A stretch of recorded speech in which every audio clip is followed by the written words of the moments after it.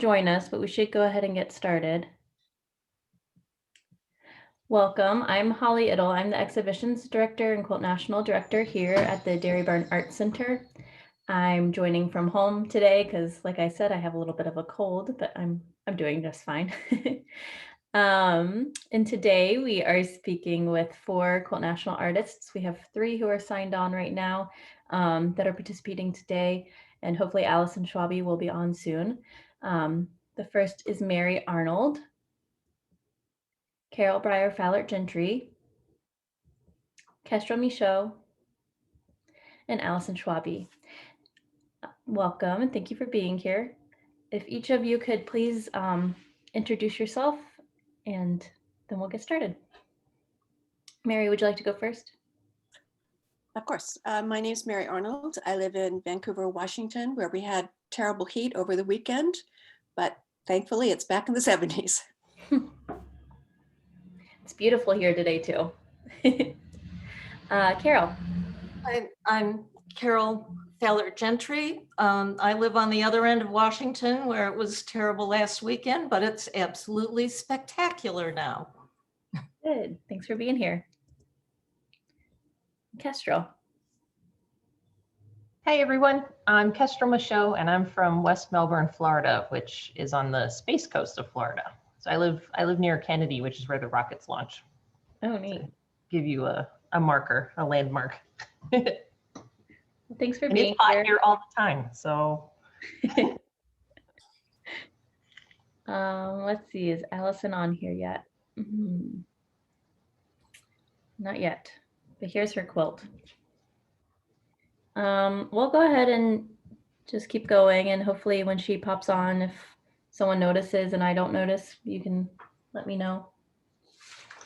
But if you could each 3 tell us about yourself, a little more about yourself as an artist and the artwork that you have in Quilt National, that'd be great. Mary, how about you go first? All right. Well, I've been an artist pretty much all my life. My mother was an artist and my sister's an artist. So I've always drawn and painted.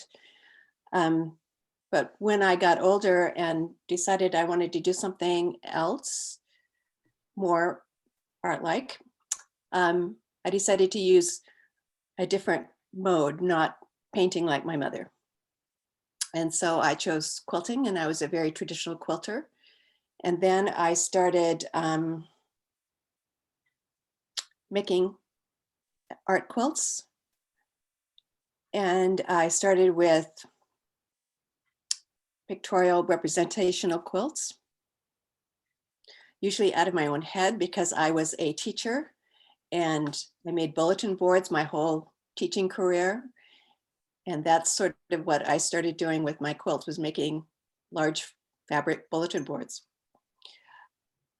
I used photographs as an inspiration. And as I moved along in this path, I started using, I started reproducing the photographs in a pretty realistic way. And when the pandemic came, I'd already had a pretty big upheaval in my personal life. And I decided I needed to do something different. And as a result, I started playing with my photographs in Photoshop by changing the colors, by changing the shapes. And what happened was pretty exciting. I needed a new direction, and this was it. So I made this first one called Road Less Traveled. The photograph was actually taken at the Oregon Beach, and it's a road that just didn't really lead anywhere except to the next road. But when I transformed it in Photoshop, it became somewhat of a magical place and sort of represented my new path, so to speak, both in my personal life and in my art life. And then I made the one behind me in the same manner and thought that, well, maybe I've got something here. And I've continued in that path. The next one that I'm making right now will be in a Sakwa book called Emergence. I've really enjoyed doing this new direction. It's exciting for me. I use hand dyes and plain fabrics and batiks in my work. And I do my own hand dyeing, although I have bought hand dyes from other people because you need what you need. And I guess that's about it for right now. Thank you.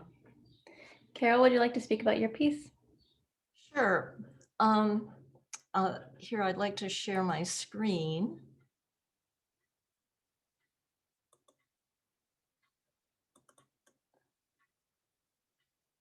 Hopefully that's going to come up. There it is. Okay. Slideshow.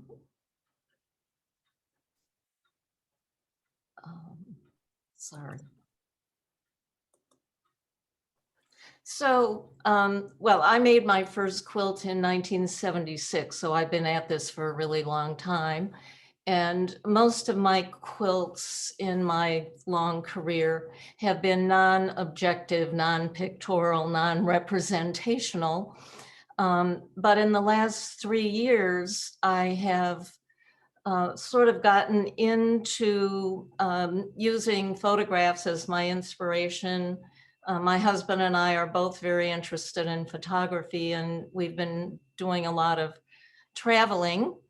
And just before COVID hit, actually after COVID hit, but before it hit South America, we went to Antarctica. This was February of 2020. And it was my 7th continent. And one of the things we did was float around in zodiacs amongst these gigantic icebergs. It was like going to a MoMA exhibit of gigantic modern art created by nature. And of course, the landscapes are beautiful, but I often find my inspiration in the details. And then once I zero in on the details, I start treating my piece just as a graphic design. So this is, well, you saw the original photograph, and then I made it into a square and messed around with the color and contrast. And then I liked these sort of dark shadowy areas. So I took this one and made another one at the edge and trimmed off the excess. And I liked this element, so I made 2 more of those. And I liked this element, so I duplicated that, turned it upside down and moved it to the bottom. And you can see there's kind of a shadow around everything. So I turned the whole thing into a bitmap. And I have a computer that has a touch screen and a stylus, and I can actually draw and paint directly on the screen. So I went in and painted out anything I didn't like and fixed anything I didn't want to quilt around. And you can see it really just becomes a graphic design. And as long as I was going to print this, I went ahead and printed matching binding strips. So this is what I sent to Spoonflower. I intended my quilt to be 30 by 30 inches, but I'm going to quilt very heavily. So I made the top 31 by 31 inches. And when I got the fabric back, I quilted the heck out of it. I sent it to Spoonflower to be printed commercially. And I used over 20 different shades of turquoise and lavender in the making of this quilt.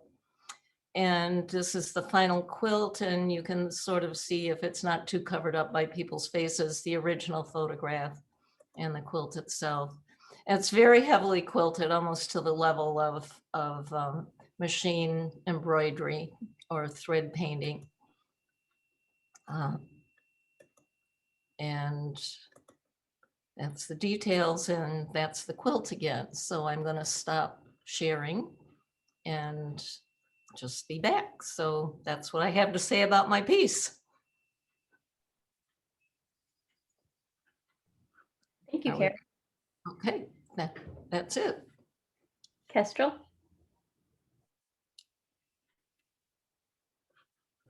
Oh, Kestrel, you are still muted. I had a quick question for you, Holly. Should I talk just about morning commute, or should I also talk about the work that I'm doing now? You're welcome to talk about both. Okay, good. All right. Could you put your screen with my picture back up, because I don't have that prepared.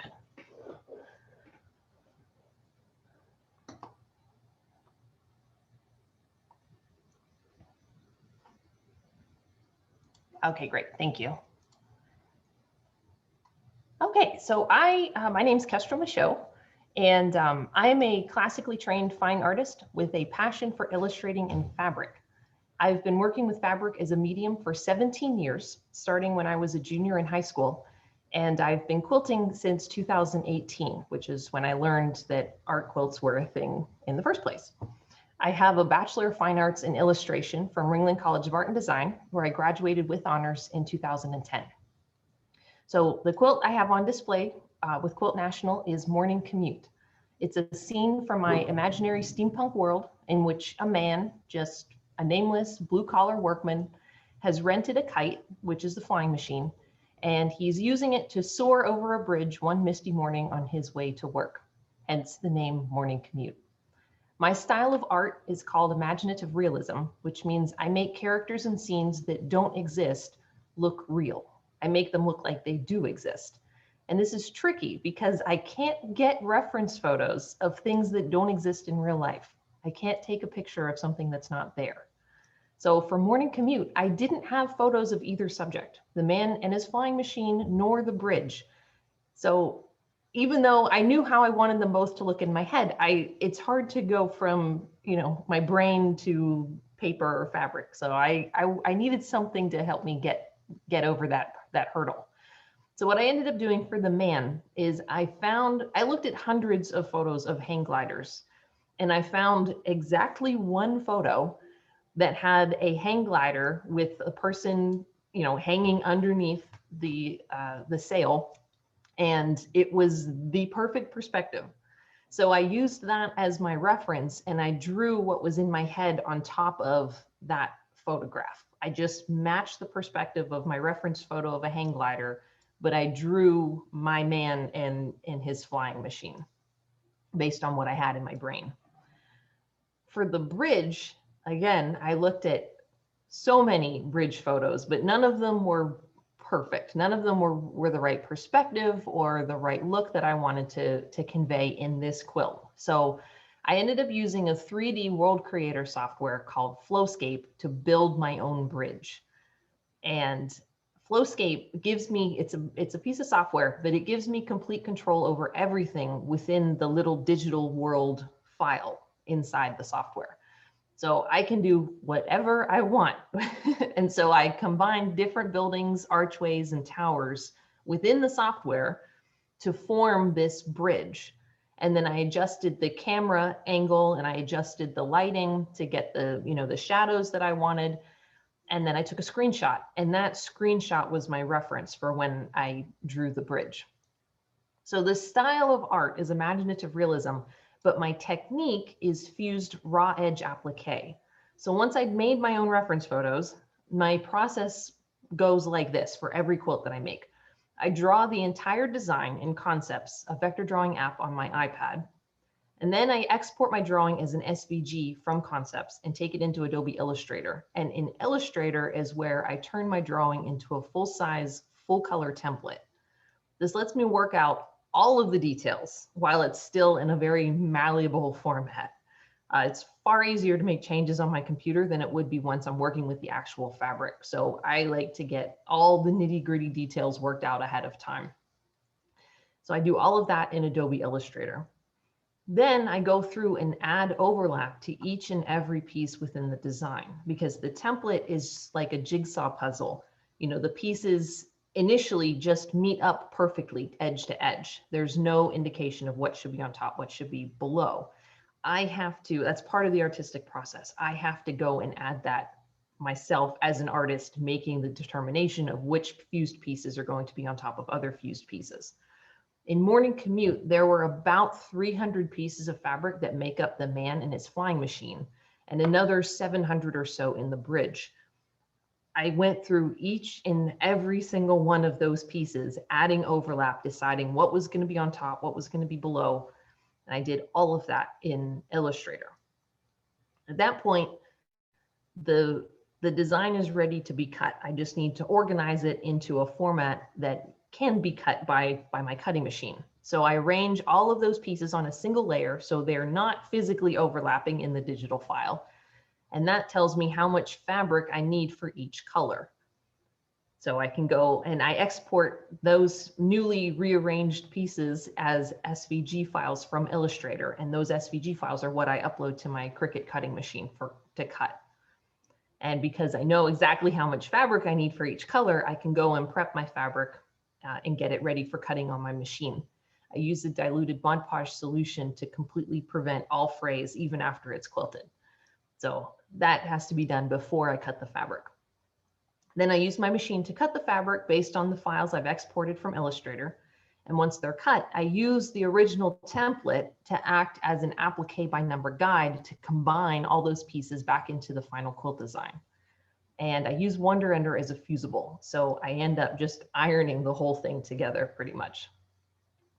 This quilt was the last quilt that I stitched on my Bernina 790 Plus domestic sewing machine.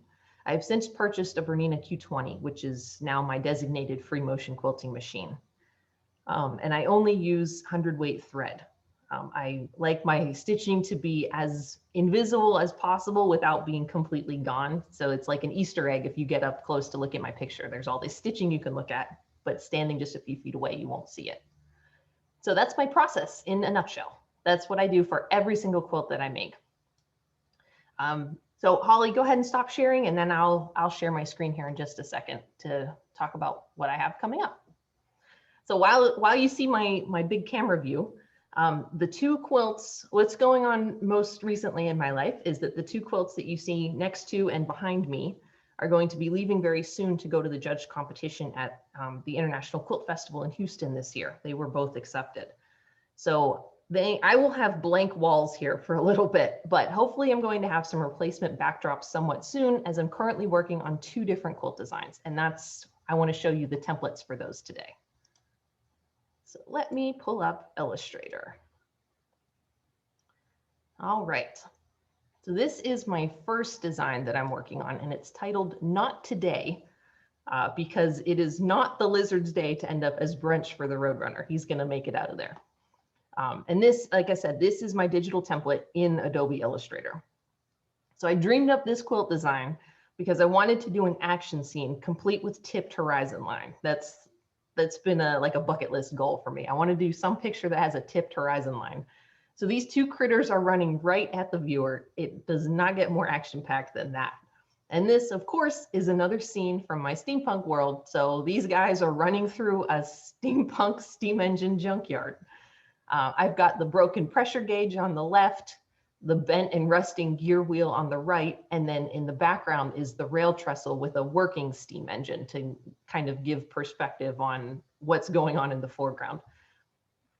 Both of the broken down pieces in the foreground are used on the train in the background, so that's the connection. I've never tried to illustrate the American Southwest, so that's going to be a fun challenge, but it's the location where a lot of scrapyards and vehicle storage is anyway because of the dry desert climate. So it was really a perfect venue for this idea to happen.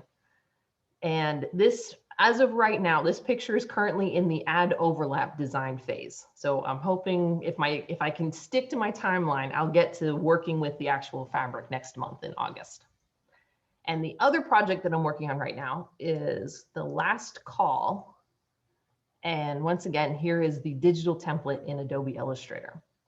So this design came about because I wanted to challenge myself to illustrate the idea of fate.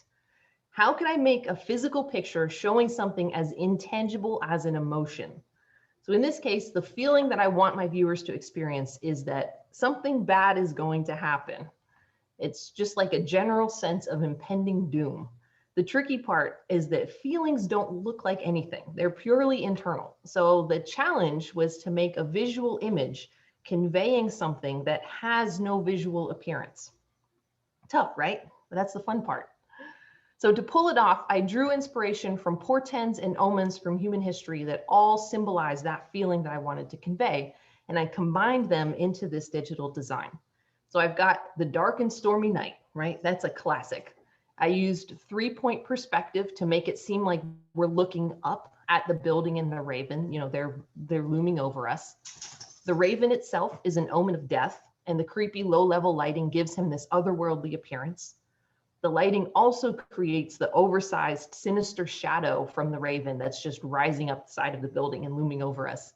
All of these things work together to give that feeling that bad things are coming. And of course, I had to add some signature steampunk flair. So this raven is sporting a steam-powered mechanical clockwork wing. So this design has been unique for me because I've actually been using it as a demo to teach my process to my Patreon. Each month, I release an hour-long instructional video teaching that month's step of the process. And then I host a 2-hour-long live stream during which I demonstrate that part of the process using this quilt design.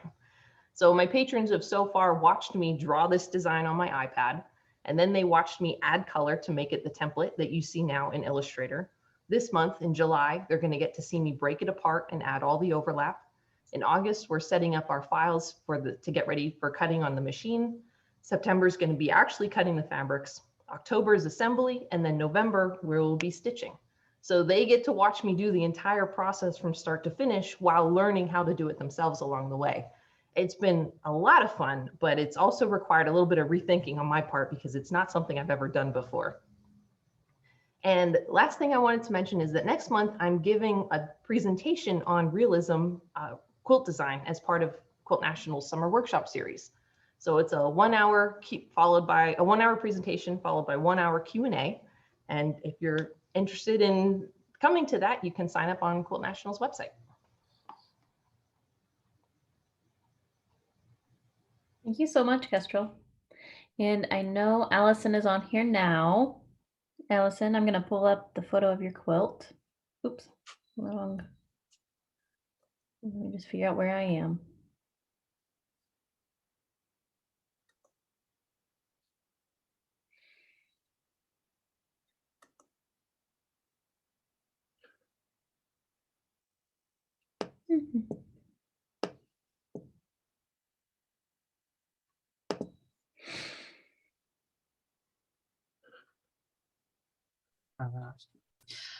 Hi, everyone. Thanks for making this possible this morning, Holly. This is really very exciting. It's been fascinating to listen to the other three talk about their processes, all so totally different. Obviously, I'm of an age where I had a stay-at-home mum, and my grandmothers and my mother did a lot of needlework. So I was always surrounded by hand stitchery, and my mother was really good at sewing clothes for her 3 daughters. So there was a lot of sewing and needlework in the early part of my life. And at school, we learned basic sewing and some embroidery and so on. So it's always been part of my life. And as I began moving around with my exploration geologist husband, I realized that I had just a passion to express things that I liked, particularly landscape, in stitchery. And long story short, my whole textile art started way back when I was, I'd say, a young mother in my mid-20s, and has continued from there. So a long time. Coming to my quilt in Quilt National, this is all hand stitched, but for a few lines of machine stitching to do the quilting, which down between some of the blocks, and you can't see that, but it is there. In the last 18 months, we're going on 2 years, I suppose, hand stitch has become a much bigger part of my surface design process. I've always been really interested in hand stitch, as I sort of outlined, but I went through various stages, including one where I learned how to combine paint and fabric and stitch, and with a occasionally some found objects. So as I say, in the last couple of years, hand stitch was becoming more important, and I was over sewing strips and working out how to do repeat block designs, which are a great favourite of mine, employing hand stitch. Well, when the pandemic hit, of course, we all had a whole lot more time. Our social lives ground to a halt, and I found myself at home a great deal more with a lot more time to hand stitch. In the early stages of the pandemic too, it sickened me and horrified me to see fields, whole areas of fresh grave sites of people being constantly buried night and day, very often without mourners because, well, I mean, it's a pandemic and all this sort of thing. Particularly troubling were the vast fields of fresh graves images coming from Brazil, but many other parts of the world too, and stacked up bodies in refrigerated vans and coffins waiting to be filled or waiting to be buried. I mean, all sounds a bit morbid, but I was really horrified. It has been a horrifying experience to live through this world pandemic. And the fields of fresh graves, particularly the images from Brazil, prompted me. I just had to sort of put these oblong shapes, the sort of vague proportions of what coffins might be, but they're graves, and stitch them all down by hand. They're just hand-dyed fabrics. I don't hand-dye my own. I buy lovely fabrics from people I know who dye fabric beautifully. And I just stitched away and stitched away. All the background is hand stitched down too. Holly might show a detail eventually, but I can tell you that I used about 1,000 meters of machine sewing thread, all stitched by hand, in this because I just had to work through it. I ran out of the main color and had to sort of blend and fudge it a bit with a color that was very close. So I had to re-sew some to make it clear that I hadn't suddenly changed color. And so there's a lot of me and my reaction to the pandemic in this quilt, and I hit upon calling it a pandemic pattern. It has prompted a whole series of pandemic patterns.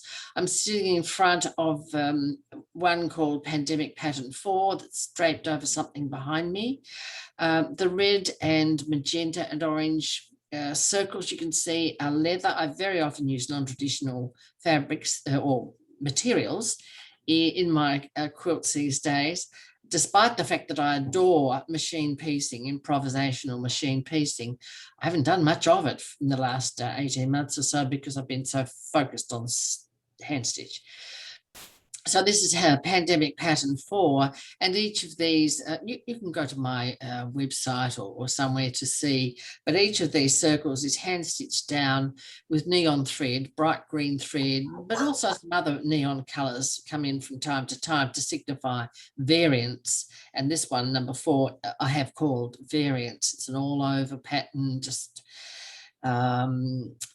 it's all the COVID virus variants that are around us all, or have been around us all. Fortunately, it's easing off in some places. So I've done at least that one. Then I have done another one with coffin shapes, again using the shapes cut out of leather. I'm very fond of using leather. I can't tell you exactly why, but I am fond of using leather, partly because it doesn't fray, I suppose. So as I say, hand stitch has been very important to me in the last couple of years. So it's going right back to my initial interest in needle art and textile art. Another thing I'm very interested in is landscape, physical landscape, and my pandemic pattern is really a landscape quilt too, because this whole pattern of graves in India, of burning fires, bodies being burnt and then the ashes going down the river, all this sort of thing is an onslaught onto the landscape. I mean, this pandemic has really, it hasn't just affected people. In many places it's affected the landscape. Bodies have been buried and all this sort of thing. The impact on me has been quite profound, and fortunately I'm lucky to be fully vaccinated now with Pfizer. So going to landscape, probably maybe 20 years ago, maybe nearly 25 years ago, I did a whole series of little improvisationally pieced and quilted landscapes. You can see they're very, very Australian sort of colours. They weren't all especially so.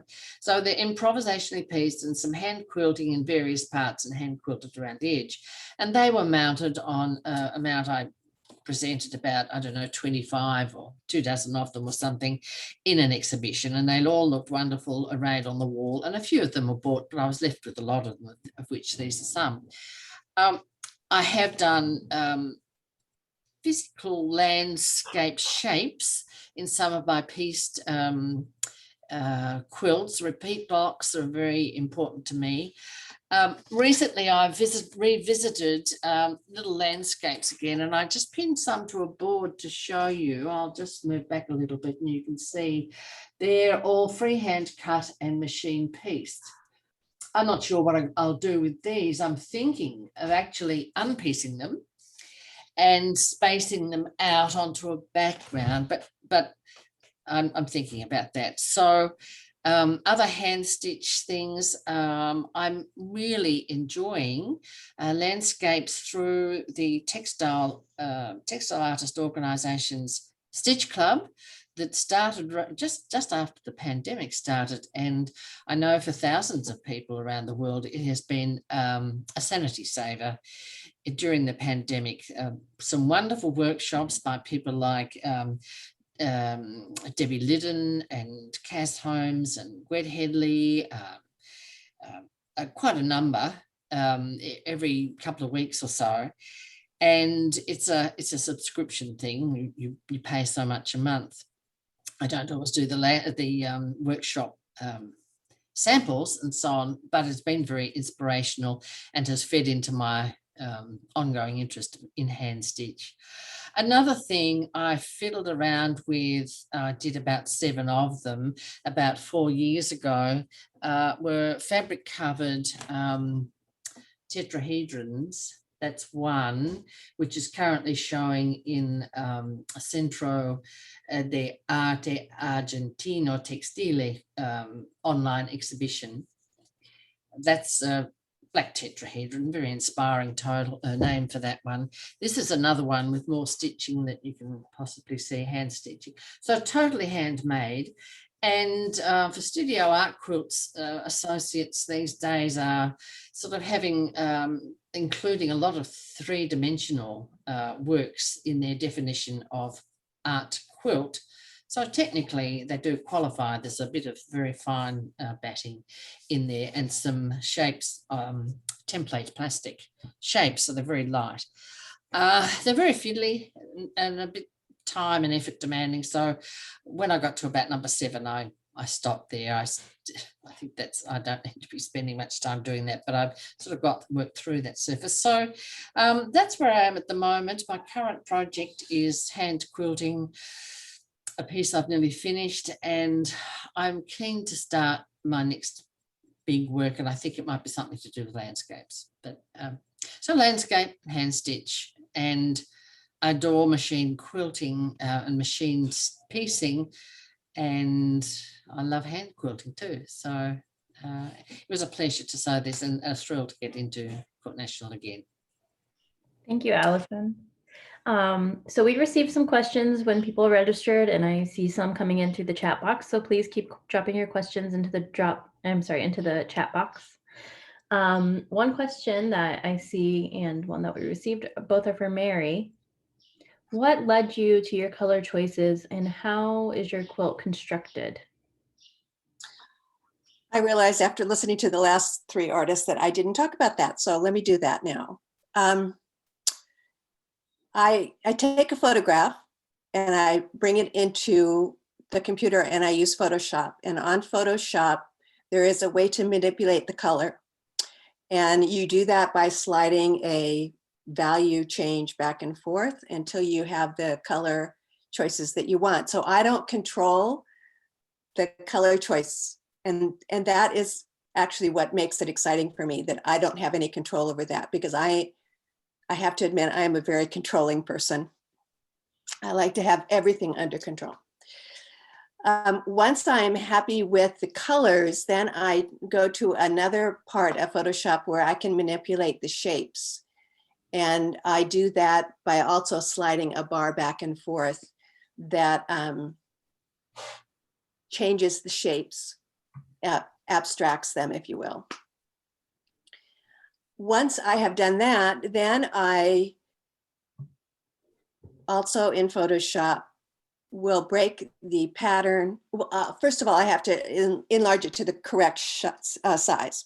And then I break it up into 8 by 10 segments by using grid lines on the photograph and print those out on freezer paper. Once they're printed out on freezer paper, in fact, I print out the whole photograph or what's been altered. So it prints out in color and in 8 by 10 segments. And then I iron those segments together to have the pattern. And then each one of those pieces, and there are hundreds of little pieces, are cut out from the freezer paper, ironed onto my background fabric, and then cut out. And I use the pattern as my guide, although I don't stick to it slavishly. I use the pattern as my guide. And then I glue everything down on to the background fabric. And in this case, the background fabric is the medium blue that you see there that is most of the background. And I use a glue stick that is water soluble and acid free. And it's all raw edged. And sometimes it frays. And when it does fray, I do trim it. And then I quilt the heck out of it because if I don't use fusible, so the glue stick is not a permanent adhesion. So I do have to stitch a lot, and I like my thread to enhance but not be the star of the quilt. So I use 60 weight fabric or 60 weight thread, and it usually is matching the color of whatever I am quilting over. So I do change my thread quite a bit. And Holly, what was the other question?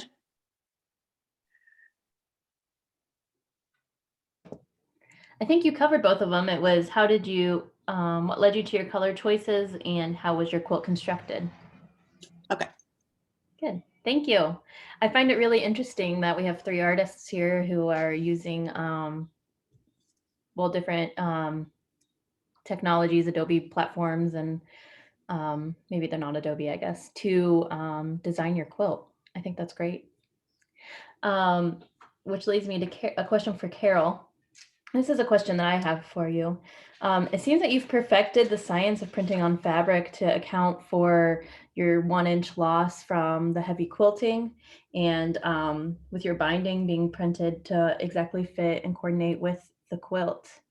Could you please tell us a little more about this, what you've learned along the way in this process? What are some of the challenges in this process that you've encountered?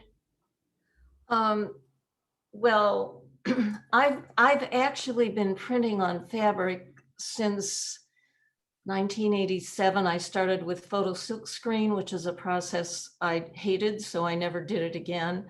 And then in the mid-90s, I figured out I could run fabric through a Xerox machine to make black and white images on fabric. And then in 1999, a fellow in St. Louis invented bubble jet set, which was something you could soak your fabric in and run it through an inkjet printer and make it washable. And I was one of the first people to sell that product on my website. And I wrote a book about it like in 1991 or 92. So I've been printing on fabric for a really long time.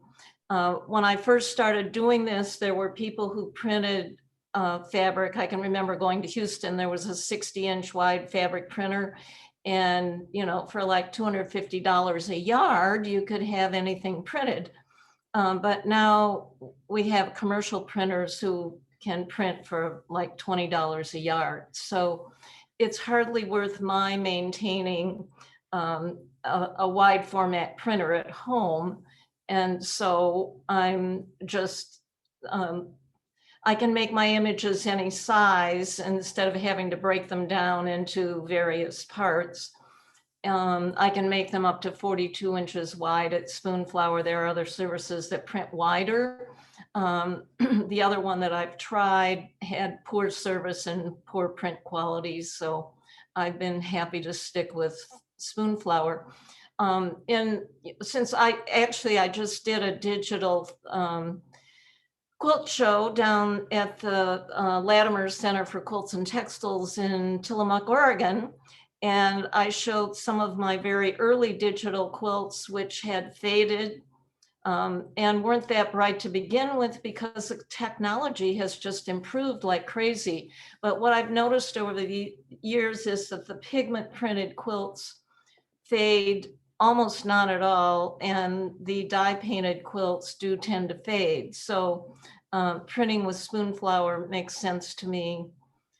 And did that answer your question? Oh, one of the things I've learned with Spoonflower is I leave a border around my quilt so I have something to hang on to when I'm free motion quilting. So all of my quilts have at least a 2-inch border around them that I'll trim off when I'm done quilting. And you have to print at least a yard. So sometimes I put little miniature quilts in the extra space. You know, it comes in 1 yard increments. So if your quilt takes up 1.5 yards, you can fit something else in that extra space, binding strips or something like that. Did that answer your question? I think so. We just got a question for you, Caryl. What fabric do you use from Spoonflower? I'm actually using their default cotton, which is called Petal. And the reason I'm not printing on a high thread count fabric, which they have, and the print will be nicer if you're looking at it really close up, is I like to be able to put a needle through it. And, you know, for the same reason, the Bali batiks are not my favorite fabrics, because the 200 thread count fabric is hard to needle through. And so just the Petal cotton has been just fine for the kind of quilts that I'm making. If I'm making a larger quilt, then I print it in sections and piece it or applique it together. Great, thank you. Kestrel, I have a couple of questions for you. One that we've received a few comments from. Could you talk more about how you use the Mod Podge? Sure. So the process for the Mod Podge, I iron my fusible onto the backs. Well, first I pre-wash my fabrics. It's important to get the sizing out. And then I iron my fusible really, really well, like pretend you're heat setting dye, you know, hand dyed fabrics. Iron the fusible, I use Wonder Under, to the back of the fabric. And then I treat the whole piece of fabric. So actually, I'll share my screen here real quick and just kind of show what I mean. So I've already done the Roadrunner. I've done his overlap and broken him out into pieces. And so these smaller white pages on the right are the files that I upload to my Cricut machine for cutting. And because I organize all of the pieces by color, I know exactly how much fabric I need for each color. And so, you know, for just use a quick one like this light blue here, right? I would cut a 1.5 by 2 inch piece of fusible, iron that to the chosen fabric, cut out that 1.5 by 2 inch piece of blue fabric, and then the whole thing gets treated with the diluted Mod Podge solution. And I use a 3:1 ratio to dilute it. And then let it dry and it's ready to cut.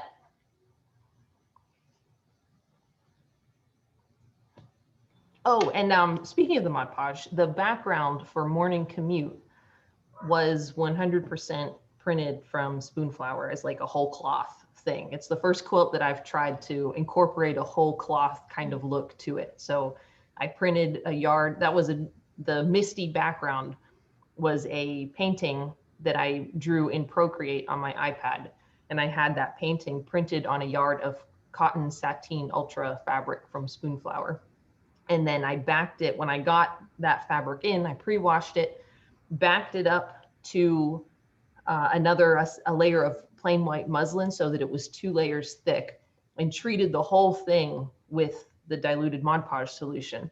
Reason being, I didn't want any weird shadows to show up from like puffy material. I wanted to keep my background fabric more or less flat so that it wouldn't look weird in overhead lighting.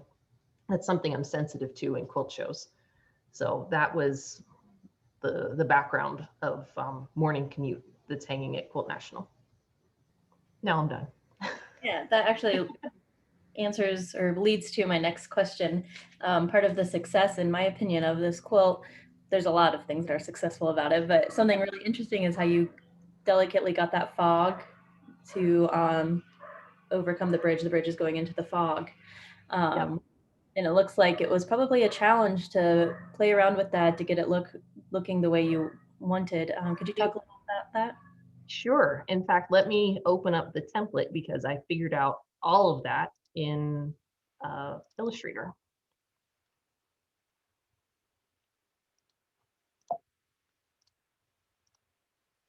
All right.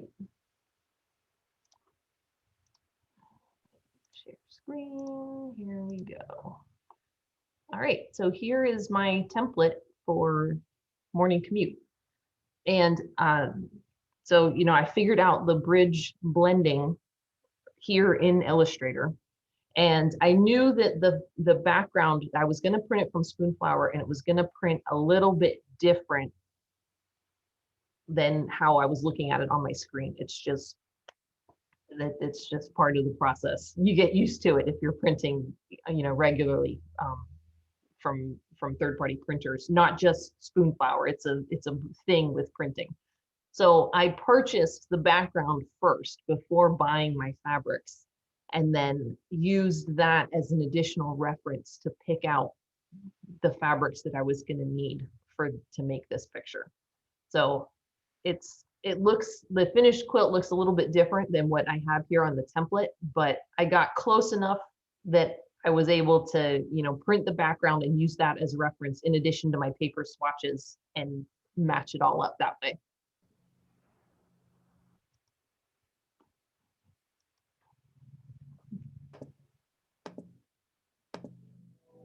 Sorry, I had to hop up because my neighbor started mowing the lawn and had to shut the door.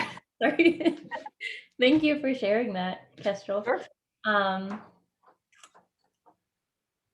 Allison, something that you mentioned about the hand quilting and how much you like it.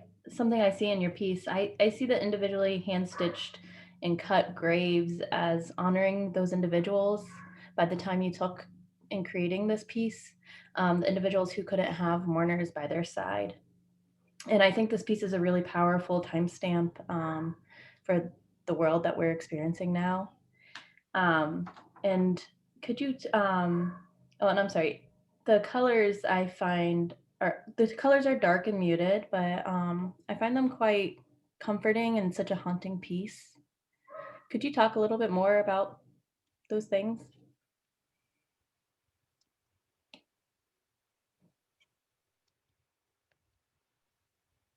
Right. Okay.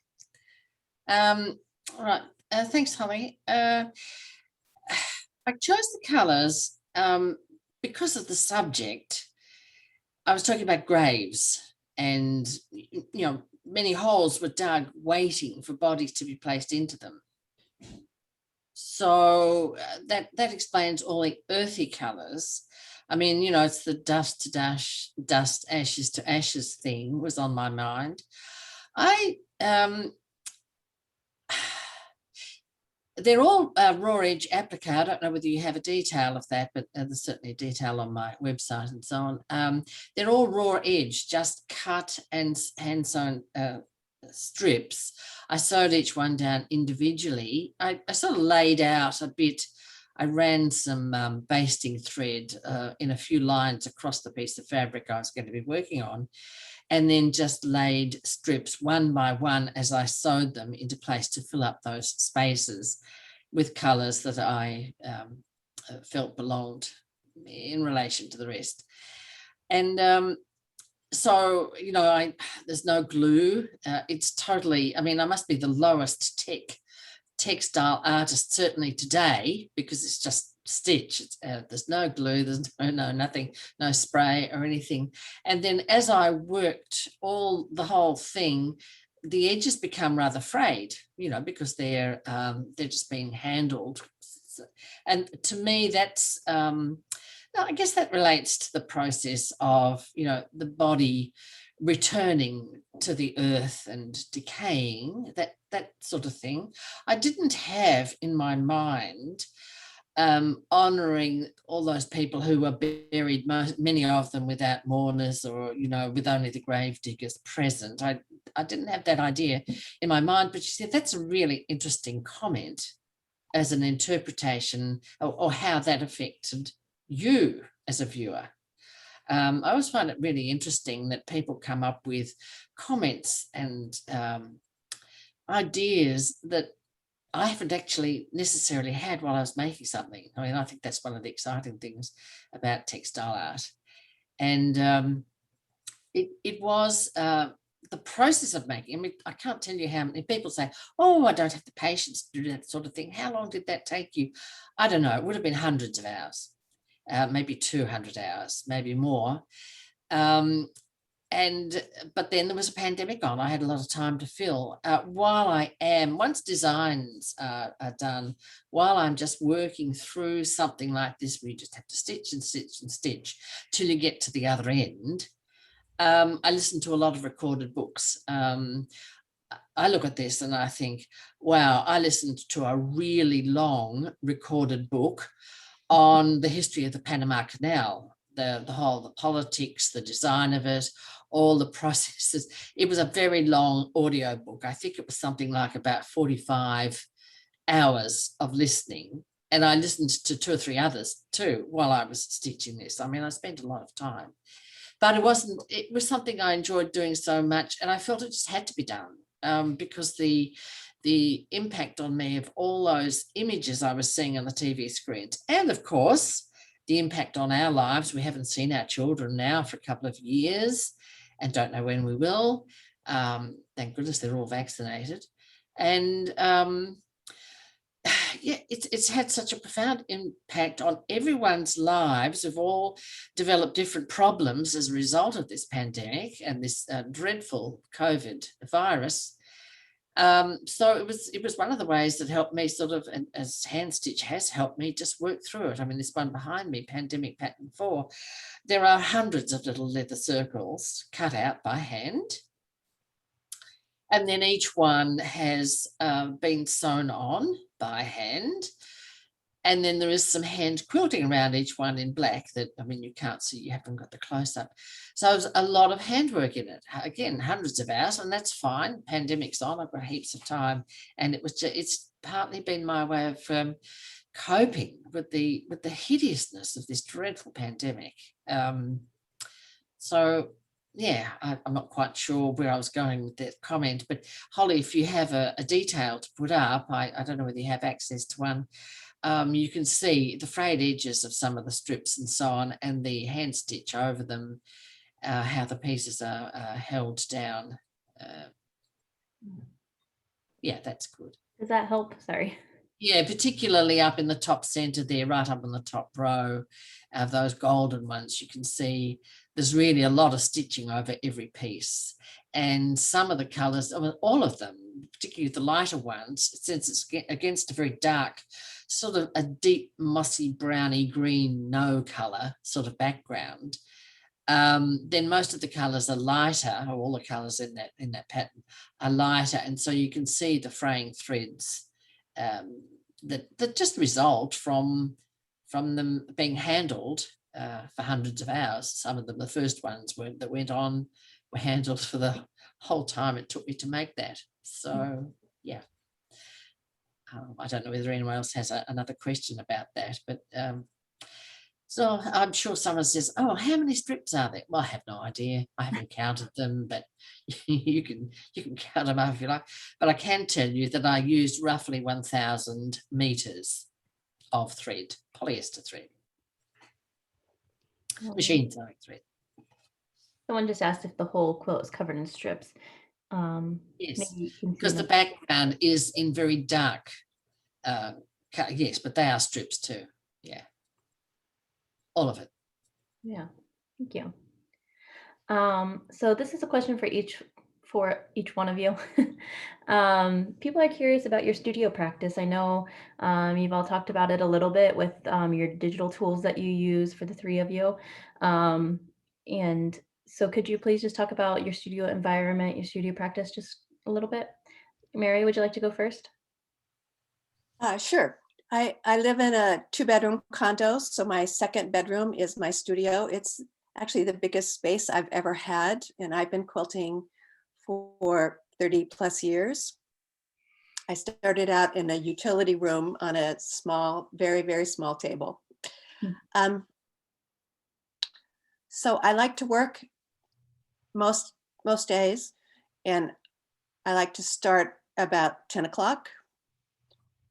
And you can see the quilting there. You can see how I really stitch quite a bit. And I have no idea how many miles of thread I use. I like to save my errands for the afternoon because I know that if I go out, I will not come back and start working again. I work until I get tired. And sometimes that's 5 or 6 in the evening. Sometimes it's 2 o'clock. Sometimes I have to take a nap. Oops, what happened? There we go. I don't work every day. I'm not disciplined that way. There are some days when I just don't feel like working. And I'm at the point in my life where if I don't feel like doing it, I'm not going to do it.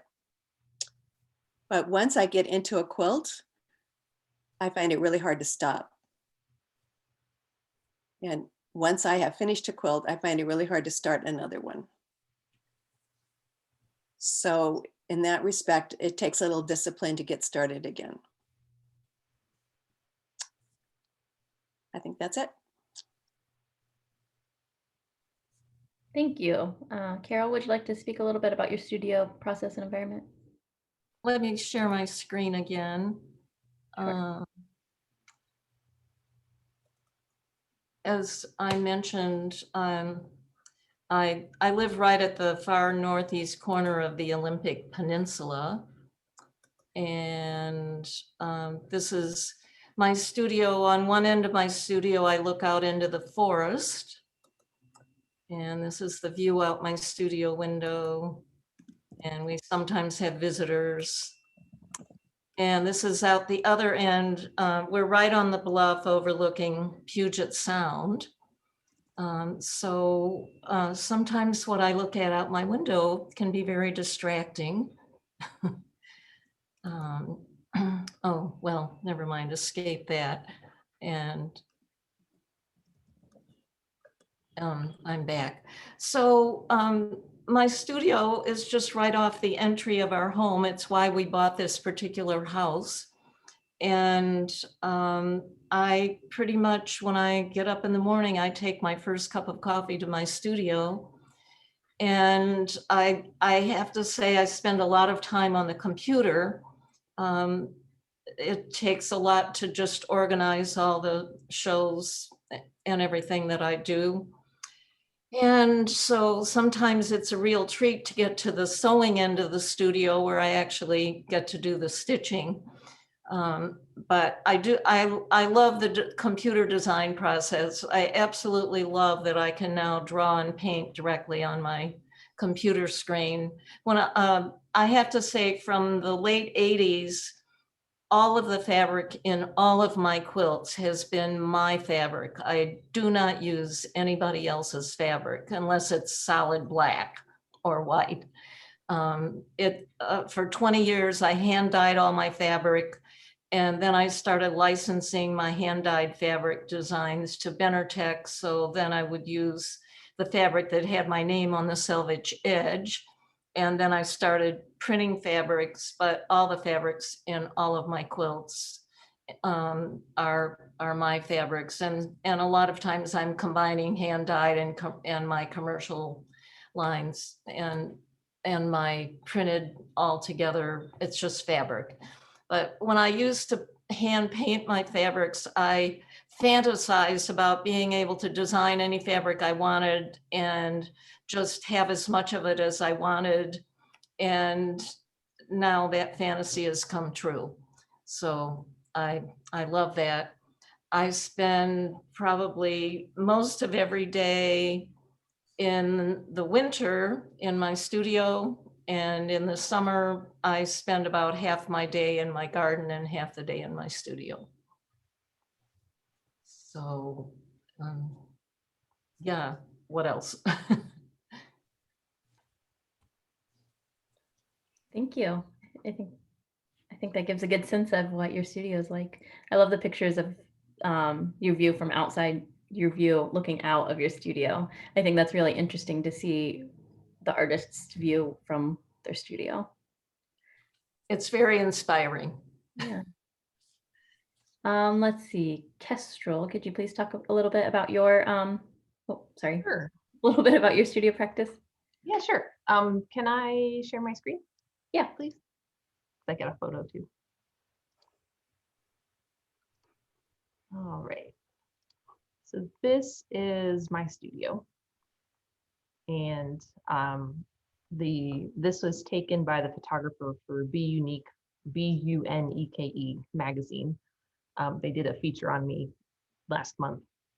So she was standing with her left shoulder against the front door to my house. So you open the front door and you're in my studio. So it's incentive to keep the place clean. But yeah, this is it. I'm at my Q20. And then the cabinet that's on the right is a flat file cabinet that my dad built for me. And that's where I keep all of my printed out paper templates and projects. It's just a very convenient storage location and work table. The top is a laminate countertop that I just got from a home improvement store. Behind that is my Tasmanian 2 kangaroo cabinets sewing table for my Bernina 790. And then on the right side of the screen is, or on the right side of the photograph is the back of my monitor. I have a 32-inch monitor that's mounted to a movable monitor arm. So it doesn't take up any workspace. You know, it's not taking up any table space, and I can raise it up or lower it down or move it left and right. I can even rotate it 180 degrees if I'm working in front of my flat file cabinet. So it's just a lot more convenient than having a permanent monitor, but I connect it to my laptop. So I like working on the big screen compared to my, 15-inch laptop. And then at my Q20, I have a magnifying lens that's I think 1.5 magnification. So it just helps me have a little better posture because I can see the foot on the Q20 a little better.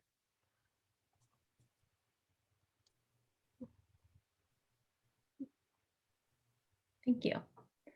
Alison, would you like to speak about your studio a bit? Oh, right. Thanks, Holly. My studio is very hard to photograph. It's quite a long, reasonably narrow room. It has big door windows out onto terraces at each end. And so my sewing machine is at the end where the morning light comes in. And then there's a pin-up board along most of that wall. And on the other wall are shelves with some books and fabrics. And then it was a bed. It was designed to be a bedroom. I haven't invested a whole lot of time in setting up a beautiful studio like the pictures you've just seen, because for years I have not expected to be here. We're in Uruguay. We're living in a house that we own, but we initially rented. And my husband said, oh, it's going to be a quick job, in that 3 or 4 years. And I thought, well, okay, right, you're right. And I had left a nicely set up studio space back in Australia, which actually that we've sold that house now, and that's all gone into storage. So the story of my life is sort of having one foot on each end of the world, on each side of the world.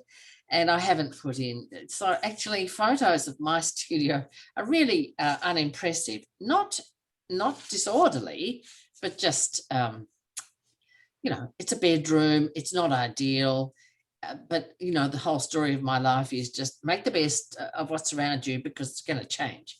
However, we are still here in Uruguay after actually 20 years. Last year was going to be the year we moved back to Australia. Anyway, what I thought I would comment finally on is my planning process. I don't know whether you can see. Yes, you can. This is actually the pages from the planning. That's about as much planning. If I do planning, that's about as much planning as I do for anything. Diagrams, simple diagrams, lists of words. And this is the planning for the very first quilt that I got into Quilt National, Ora Banda, in 1993. That was it. And from those diagrams and auditioning fabric, then I started cutting and sewing. And anyway, Ora Banda, you can look it up. So the way I work is very much influenced by our, I would say, peripatetic lifestyle. However, as I say, we've lived here in Uruguay for about 20 years, the longest time we've ever lived anywhere, but unexpectedly so. And so I've just concentrated on making and not on creating a wonderful studio environment. So anyway, look, it works for me. Yeah, I agree. You're making beautiful artwork from it. So do the four of you have any questions for each other? I have a question for Caryl. What's your computer? What's your big touch screen? Is it like a Wacom tablet or a Surface, or what are you using? Yes, it's a Microsoft Surface computer. My computer started giving me the blue screen of death a couple of years ago, and we stopped by Best Buy just to kind of see what they had. And here was this computer. I mean, it was the first one made by Microsoft, and it had like a pencil with it. And I know people were using their iPads with touch screens before this, but this is like a big screen.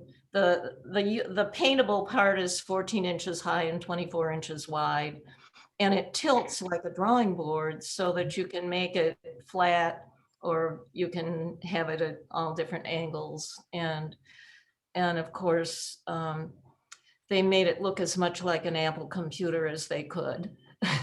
So it's very compact. The computer itself is just, sort of like a 9-inch square.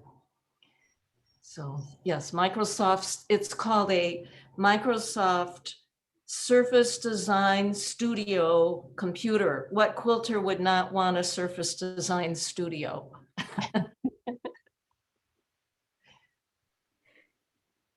Very good. Were there any other questions for each other? Yes, I have a question for Kestrel. Doesn't that Mod Podge make your fabric stiff? Well, it's diluted quite a bit. So, I mean, okay.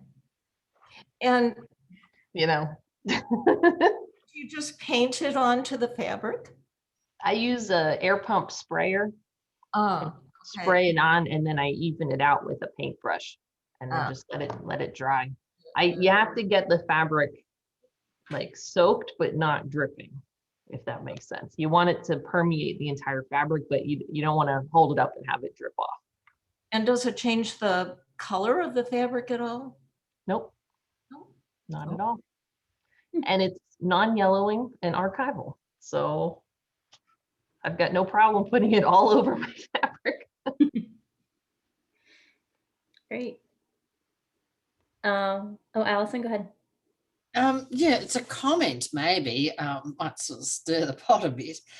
But do any of you who do all use very high tech Photoshop programs and get stuff printed either in your own studio or with Spoonflower or somebody or other else, and precision cutting machine and all this sort of stuff?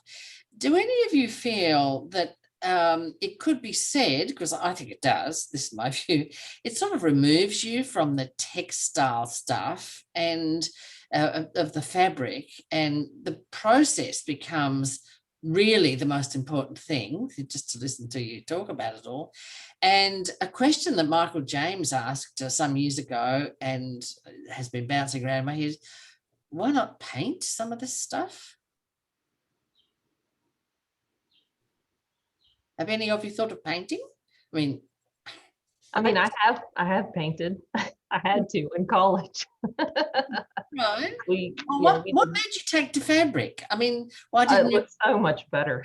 It looks so much better than paint. And I think to your point, like, why paint, why not paint this stuff? Why not just use a photograph? Aren't you so far removed from the act, like the quilt, when you're using all of this technology? And for Yeah. me, I think it depends on what your goal is. And for me, my goal is to make the most realistic, imaginative realism artwork that I can out of fabric. And I want to do it as well as I possibly can. And I want to do it as fast as I possibly can, because then I get to make more quilts. So to me, the technology, especially the cutting machine, it has removed so many hours of cutting that were required, because for 13 years, my process was entirely analog. I was doing the whole thing by hand with no computer involvement at all. And I was spending tens and hundreds of hours with a pair of scissors cutting pieces of fabric. And I was worried about carpal tunnel and tendonitis and premature arthritis. I was 20 years old. And to me, the cutting machine, I am more than happy to let it do all of that work, because I don't want any of those health problems. Plus, it's faster, it's more accurate, and it lets me cut more than one thing. It's more precise. Like, it is all positives to and all. There were no negatives to adding that to my process. So for me, I'm making quilts that are better than I ever have before in my life. And that's what it's all about to me. They're faster and they're better. And that's my goal with my art. I did consider buying a cutting machine at one time, but I had concerns about, it was a laser cutter. I had an opportunity to buy a secondhand one, but I thought, I don't know where I'm going to put this thing. And I was a bit concerned about some of the materials I was interested in cutting would probably have to be ventilated to the outside. And it was just all too much of a problem. So I've stayed with hand cut stuff, which I suppose has forced me to remain in sort of very simple techniques. But I did consider, I went and had a demonstration and got talking about prices and all this sort of stuff, a laser cutting machine. There are people I could probably go to here in Montevideo if I wanted to have a massive things, precision cut. I'm sure I could. There are people who do this sort of thing. But I've moved on. I've sort of lost interest in that part of it. But I agree with you about a cutting machine saving a whole lot of that hand pressure and tension. Yeah, definitely. So I was a painter before I started making quilts, and I used to put fabric and leaves and all kinds of stuff on my canvases and gesso it down because I like the texture. Well, gosh, if textiles had been in the art department and not in the home ec department, I might have gotten into textiles earlier. Right. And, I also should mention that the software I'm using is Corel Draw and Corel Photo Paint, which are competitive products to Adobe, but that's what I started on in 1990 on my first computer, and I've just never switched over to the Adobe platform. Well, Well, I like the feel of the fabric. Go ahead. I'm also a painter. I've painted all my life, and I still paint. And I thought about using the cutting machine as well, but I still like cutting, and my hands are okay so far. So I will go on cutting. I like that sense of control. I mean, I have the pattern, but I can change the pattern when I get to the point where I'm cutting out the little pieces and ironing them on. That's when I can change colors and I can change shapes, and I can decide whether that little piece is going to go on or not, or whether I'm going to cut it that small. So I do have some control there. So I'm probably not as techie as the other techie people. Interesting. Good. Well, I have one last question, unless there's a few in the chat box popping up. And this is for Mary and Kestrel. Each week we update the viewer's choice selections from our gallery visitors. And Mary and Kestrel, your quilts at the moment are in the top 10 of the viewer's choice. Wow. Cool. Yeah, That's so really could you, cool. talk a little bit about what you think attracts our viewers to your quilt. What is invoked in the viewer when they see your piece, Mary? Wow. Well, I really don't know. Maybe it's what attracted me. It was the idea that I could take a different path. So it was sort of my vision of what was happening to me in my personal life and what was happening to me in my artistic life. Interestingly enough, I had a quilt in Quilt National in 2015, and it was also one of the viewers' choice. So I'm not sure what attracts the viewer. I'd like to ask them, actually. Kestrel, how about you? What do you think? If I had to make a guess, I think it's probably a combination of two things. And the first is just there's no other quilt at the show that looks like Morning Commute.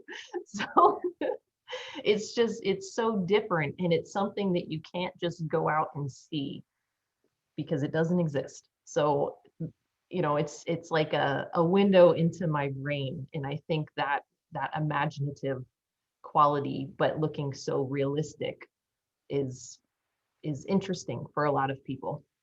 And the other thing is probably how it blends, how I got that blend without using gradients to get the bridge to look like it's disappearing into the background. That was a real challenge. I have to say that was really hard. And I think, other quilt artists, it's not that the technical challenge of that particular section of my quilt is not something that would be appreciated by anyone who's not a quilt artist. It's, people who work with fabric and understand the medium can look at that and understand what it took for me to make that happen successfully. But, for a painter or for, someone who just does portraits, they're going to look at that and be like, okay, the bridge disappears, right? Like, so what? But quilters understand and get that.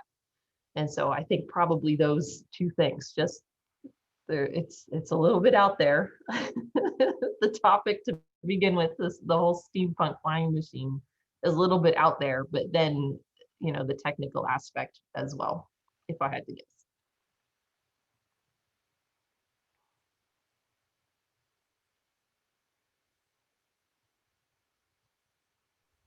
Sorry, for some reason my cursor likes to stop working, and so I have to tap around on my computer to figure it out. I'm also using a Surface Pro tablet, and it's has its challenges sometimes. Okay, here's someone's question, or a comment. Lynn says, I often hear viewers comment that they can imagine or see themselves in the scene portrayed by an art quilt. So they vote for that quilt that travels them to that place. So yeah, I think that's correct. Yeah, it makes sense. Yeah. Well, thank you all for joining us today. This was a really great conversation. If there's any last comments from the artists or participants, you can either drop them in the box, or artists, if you'd like to say anything. You're welcome. A few things we have on view right now, it just opened today, is Flora, Fauna, and Landscape, which is a quilt exhibition by the textile artists of Southeast Ohio and Chile Quilting. And the Quilt National is open at the Dairy Barn until Monday, September 6th, which is Labor Day, I believe. And we will have a closing public reception on Friday, September 4th, followed by an Quilt National artist reunion on Saturday, September 5th. You can see a list of our upcoming classes on our website, and you can register for the upcoming Friday Artist Talk on our website as well. Thanks so much, everyone, for being here. And I hope you get a chance to see the National in person. Thank you. Thank you, Holly. Thanks, Holly.